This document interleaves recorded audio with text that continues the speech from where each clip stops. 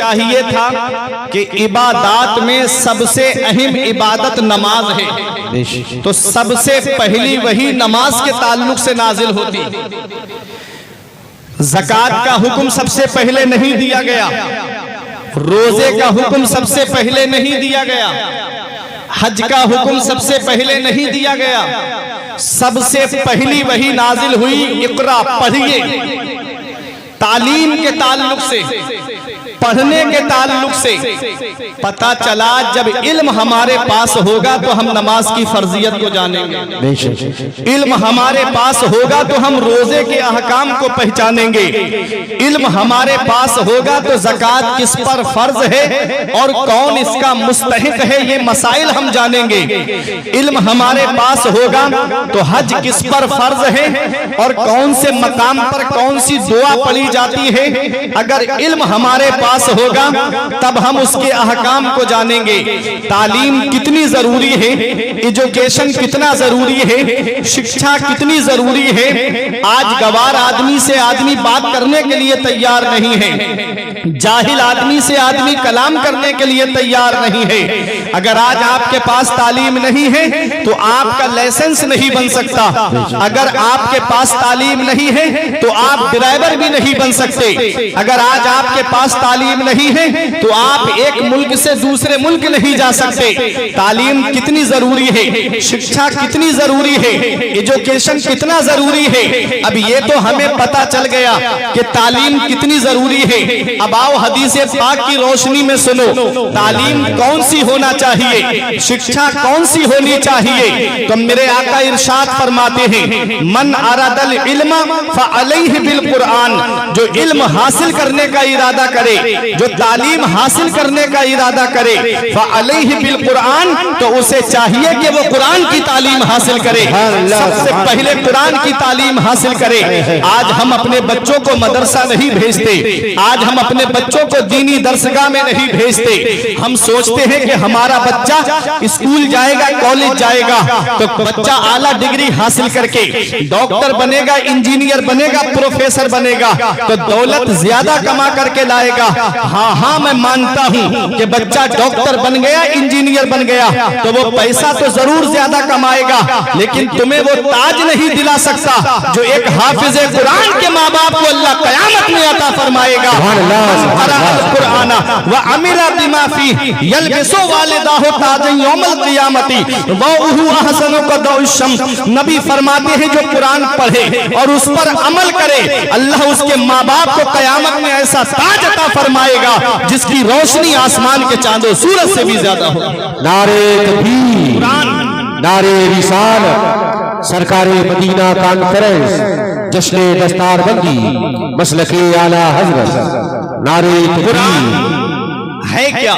اب علماء کی توجہ، قرآن کو اگر قرأ یقرأ قرآن و قراءتن سے مشتق مانے تو اس کے معنی آتے ہیں اسی کتاب جس کی بار بار تلاوت کی جائے، جس کی تلاوت کبھی بند نہ ہو، جس کی تلاوت کبھی ختم نہ ہو۔ آپ دنیا کا جائزہ لے لیجئے، چاہے کوئی بھی کتاب ہو لیکن اتنی نہیں پڑھی جاتی ہے جتنا قرآن پڑھا جاتا ہے، قرآن کی تلاوت ہوتی ہے اتنی دنیا میں کسی کتاب کو نہیں پڑھا جاتا ہے۔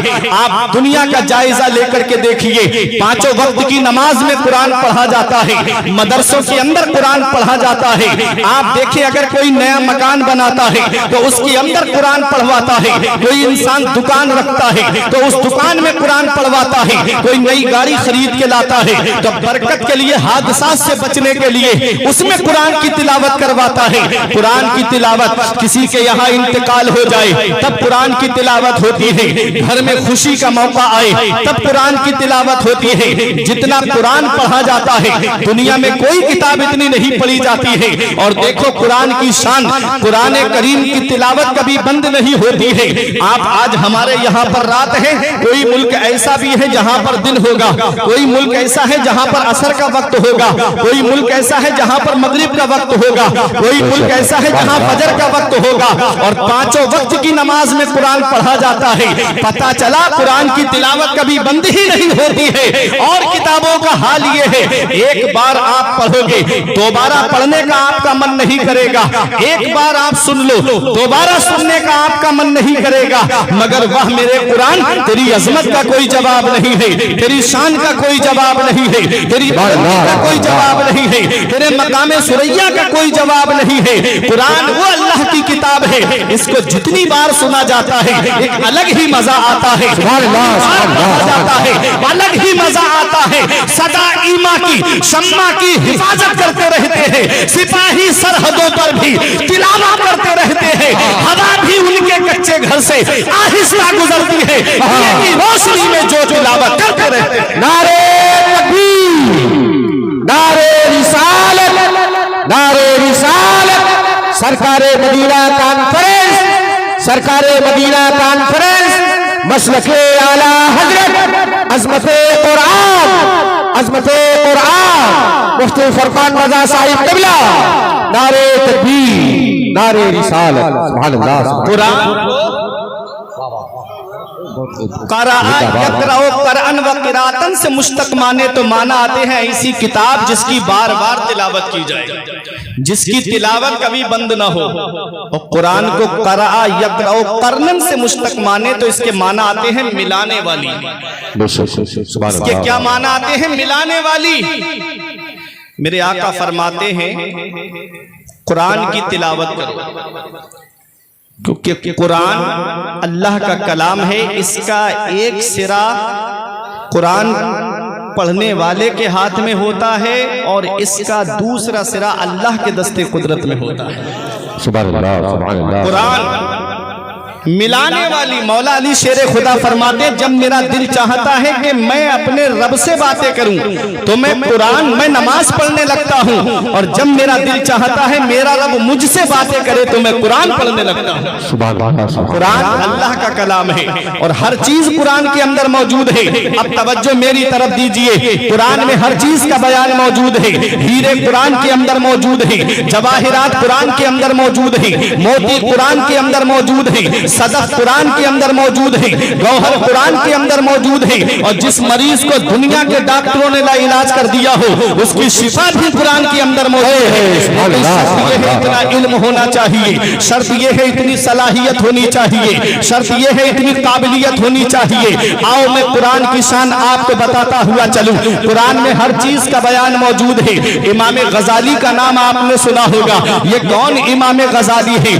آج اگر مدرسے کے بچوں کو کوئی کھیلتا ہوا دیکھتا ہے تو پورے مدرسے کے اوپر الزام لگا دیتا ہے. اگر مدرسے کے بچے کہیں گلی میں گھومتے ہوئے مل جائیں تو کہتے ہیں فلاں مدرسے میں پڑھائی نہیں ہوتی, فلاں مدرسے میں تعلیم نہیں دی جاتی ہے, وہاں کے بچے ہم نے فلاں جگہ گھومتے ہوئے دیکھے.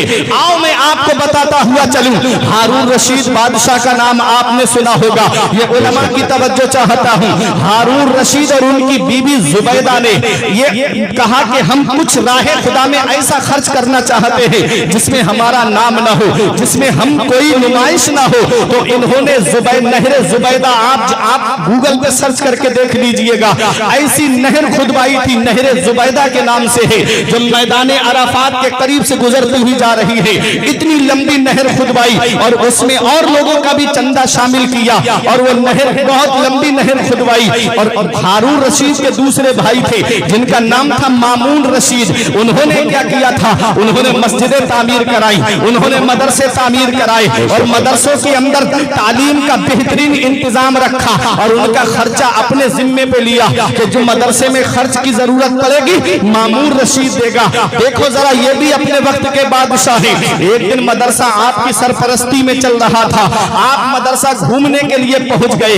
جب آپ مدرسہ گھومنے کے لیے پہنچے تو جیسے ہی مدرسے میں آپ داخل ہوئے تو بچوں کو آپ نے پڑھتے ہوئے نہیں پایا. کوئی بچہ باتیں کر رہا ہے, کوئی بچہ کھڑا ہوا ہے, کوئی بچے آپس میں کھیل رہے ہیں. آپ نے جب بچوں کا ایسا ماحول دیکھا تو دل میں یہ خیال آیا میں اتنا پیسہ مدرسے پہ خرچ کر رہا ہوں, میں اتنا پیسہ تعلیم پہ خرچ کر رہا ہوں اور یہاں تو کوئی مجھے پڑھتا ہوا بھی نہیں مل رہا ہے. آپ کا دل ٹوٹ گیا اور آپ یہ ارادہ کر کے مدرسے سے باہر نکلے. کیا فائدہ ہے اتنا پیسہ خرچ کرنے سے, کیا ضرورت ہے اس تعلیم پہ اتنا پیسہ خرچ کرنے سے. جب آپ मदरसे से निकले, दिल में ख्याल था कि अब ये मदरसा बंद कर दूंगा, मैं इसमें कोई खर्चा नहीं दूंगा। जैसे ही थोड़ी दूरी पे आए, एक पेड़ के नीचे एक बच्चा किताब की तिलावत कर रहा था, एक बच्चा किताब के अंदर मुताला कर रहा था, किताब को पढ़ रहा था और ऐसा मुताले में मुनहमिक हो गया था, ऐसा गुम हो गया था कि बादशाह गुजर के जा रहा है, उसे पता ही नहीं कौन जा रहा है। बादशाह खड़े होकर के देखने लगा, अरे ये बच्चा कैसा मुताला कर रहा है। बादशाह खड़ा हुआ, बादशाह ने सलाम किया, उस बच्चे ने जवाब दिया।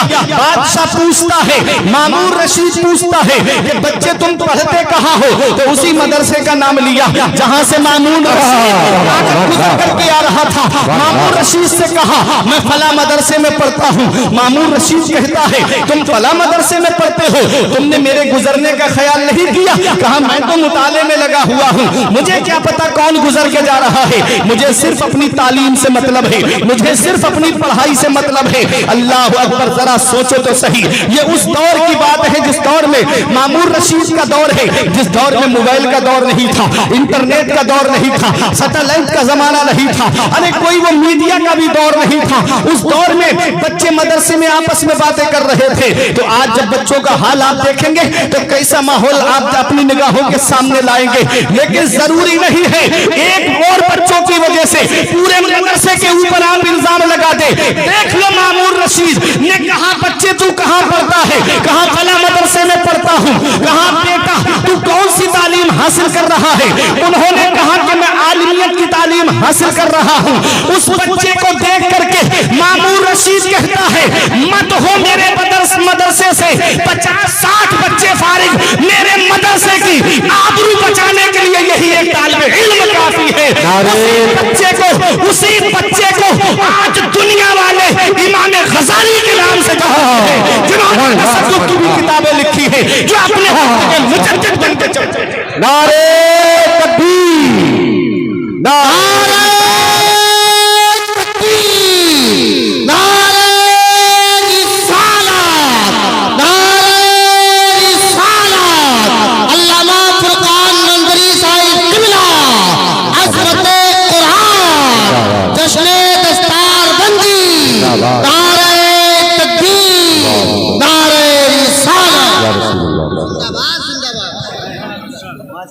सुभान अल्लाह से है। बहुत खूब, बहुत खूब। इन मदरसों को हिकारत की निगाह से ना देखो। अगर एक बच्चा भी मदरसे से आलिम बनकर के चला गया, हाफिज बनकर के चला गया, बस्ती सुन्नी सहीहुल अकीदा है, तो कयामत में वही एक आलिम उस बस्ती को बख्शवाने के लिए काफी है। ये मत सोचना कि हमारा पैसा जाए जा रहा है, नहीं, सबसे बेहतर तालीम कुरान की तालीम है। और ये मदरसे तुम्हारी जरूरतों का नाम है। आज एक पैगाम लेकर के जाओ, उस बच्चे का नाम इमाम गजाली है, अपने वक्त के मुजद्दिद बन के चमके इमाम गजाली। मामूर रशीद कहता है, मेरा पैसा जाए नहीं गया है, मेरा पैसा कामयाब हो गया है। अल्लाहु अकबर। वो इमाम गजाली, एक गैर मुस्लिम ने आके सवाल किया, इन उलमा की तवज्जो, गैर मुस्लिम, मुसलमान नहीं, गैर मुस्लिम कहता है हुजूर, आपके कुरान में दावा है, वला रत्न वला याबिसिन इल्ला फी किताबिम मुबीन, कोई खुश्कोतर चीज ऐसी नहीं है जिसका जिक्र कुरान में ना हो। आपने फरमाया, बेशक अल्लाह का फरमान हक है, ला तब्दील लिकलिमातिल्लाह, अल्लाह का फरमान बदलता नहीं। उसने कहा, अच्छा अब एक बात हमें बताइए, हमने आपके कुरान को पढ़ा और उसमें हमने सितारों की चाल का जिक्र पढ़ा, और सितारों की चाल का जो जिक्र है उसमें तो हमको सीधी चाल का जिक्र मिला, लेकिन उल्टी चाल का जिक्र नहीं मिला। अब आप हैरत से उसका चेहरा देख रहे हैं कि ये गैर मुस्लिम है और इतने अंदर की बात कर रहा है। आज हम कुरान पढ़ते हैं, किसी का इंतकाल हो जाए तो कुरान पढ़ लिया, किसी ने घर में कुरान खानी कराई तो कुरान पढ़ लिया। ना आज का माहौल तो ऐसा बन गया है, हमने कुरान को इतने ऊपर छुपा के रख दिया है और सामने LCD लगी है, टीवी चल रही है। आज माहौल इतना खराब हो गया हमारे घरों का कि घरों में कुरान की तिलावत नहीं होती। ये इमाम गजाली है, आप कहते हैं तू कुरान पढ़ता है? उसने कहा, हाँ मैंने कुरान पढ़ा है। आपने फरमाया, कौन सी आयत में तूने सितारों की चाल का जिक्र पढ़ा? उसने कहा, सूरह यासीन शरीफ में, कुल्लुन फी फलाकिन यस्बहून, हर चीज आसमान में चल रही है, हर चीज आसमान में तैर रही है। आसमान में जो सितारे चलते हैं वो दो तरह से चलते हैं, एक पॉजिटिव अंदाज में, दूसरे नेगेटिव अंदाज में, एक मुस्बत अंदाज में, दूसरे मनफी अंदाज में। एक सीधी चाल चलते हैं, दूसरे उल्टी चाल चलते हैं। आपने फरमाया, फिर कहता है सीधी चाल का जिक्र मुझे मिल गया लेकिन उल्टी चाल का जिक्र मुझे नहीं मिला। इमाम गजाली मुस्कुरा के फरमाते हैं, थोड़ा और गौर कर लेता तो तुझे उल्टी चाल का भी जिक्र मिल जाता। उसने कहा, समझाइए, मैं समझ नहीं पाया हूं। इमाम गजाली फरमाते, कौन सी आयत से तूने सितारों की चाल का जिक्र का पता लगाया? उसने कहा, कुल्लुन फी फलक, हर चीज आसमान में तैर रही है। अब आपकी तवज्जो, ये उलमा दुआओं से नवाजेंगे, अहले इल्म दुआओं से नवाजेंगे। कुल्लुन फी फलक, अब आप देखिए, कुल्लुन में पहला हर्फ काफ है, दूसरा हर्फ लाम है, मिला के हुआ कुल। अब फी में पहला हर्फ फा है, दूसरा हर्फ या है, मिला के हुआ फी।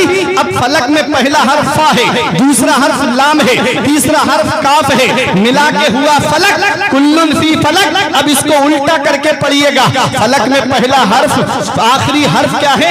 काफ है, बीच वाला हर्फ लाम है, मिला के हो गया कुल। अब फलक का बचा फा और इधर फी का बचा या, मिला के हो गया फी, कुल्लुन फी। अब फी का बचा फा और इधर लफ्ज़ कुल है, कुल का आखिरी हर्फ काफ है, भी आप पे और आखिरी हर्फ काफ है और उसके बाद वाला हर्फ लाम है और इधर फी का फा है, मिला के हो गया फलक। सीधी तरफ से पढ़ोगे तब भी कुल्लुन फी फलक है और उल्टी तरफ से पढ़ोगे तब भी कुल्लुन फी फलक है। सीधी तरफ से पढ़ोगे तो सितारों की सीधी चाल का जिक्र मौजूद है और उल्टी तरफ से पढ़ोगे तो सितारों की उल्टी चाल का। नारे तकबीर, नारे रिसालत, मसलके आला हज़रत